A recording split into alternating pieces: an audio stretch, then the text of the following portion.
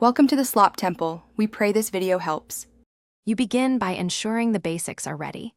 You have the latest GPU driver and the appropriate tool, either the GPU control panel or custom resolution utility.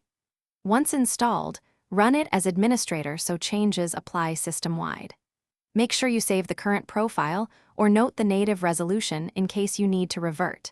You should also close full-screen apps and set Windows to high performance. This reduces conflicts while you add or test a new mode. You now create the mode. Open your GPU control panel or CRU and select the target display. Add a new resolution entry with the desired width and height, then set a safe refresh rate. Choose a standard timing, CVTRB or reduced blanking, when prompted. This ensures compatibility. Once done, apply or restart the graphics driver if required. Make sure to test at lower values first. Progressive increases help you identify the system's limits without risking display instability. You finish by applying and testing the custom resolution in Windows display settings. Select the new mode and confirm the change.